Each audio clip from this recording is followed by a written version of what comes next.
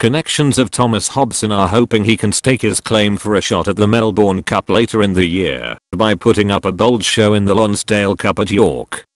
The Willie Mullins-trained 7-year-old will bid to follow in the hoof prints of stablemad at Maximum Dynamite, who took the race in 2015 en route to a trip to Australia, when aiming to make his first start in Pattern Company a successful one in the Group 2 prize.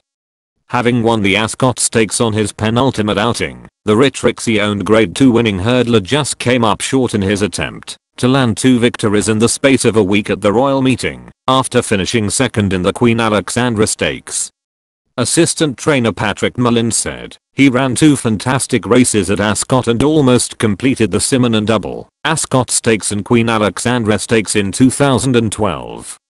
I suppose we are trying to make him into a Melbourne Cup horse, and he probably needs to go up a few more pounds in the handicap and hopefully he can achieve that with a good run at York. Dropping back in trip should not be a problem as he is quite versatile trip-wise. The girl that looks after him has been delighted with him ever since Ascot and we are happy with him going into the race.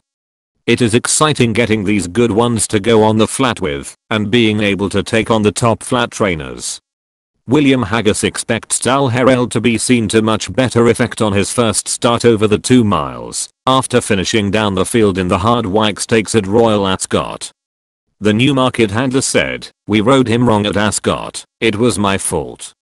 We got sucked into running him because of the ground, and when we were drawn where we decided to make the running.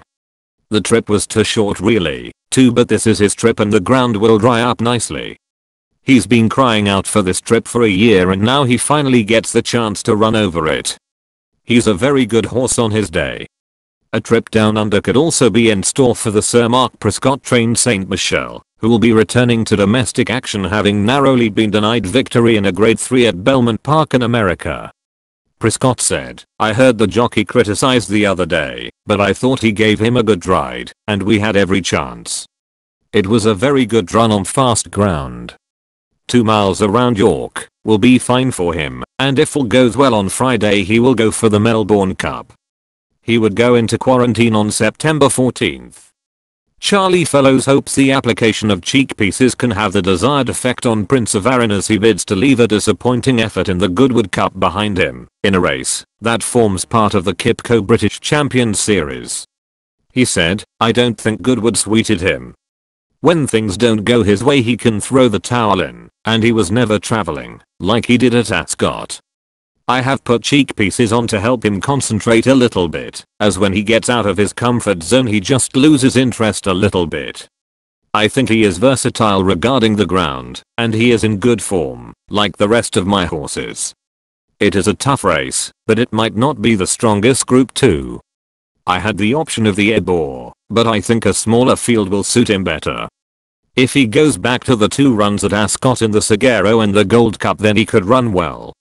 The Sir Michael Stoute-trained Dartmouth will have to defy a penalty for his victory in the Yorkshire Cup if he is to give the Queen a winner, while Andrew Balding's Chester Cup hero Montley will make his first start at this level."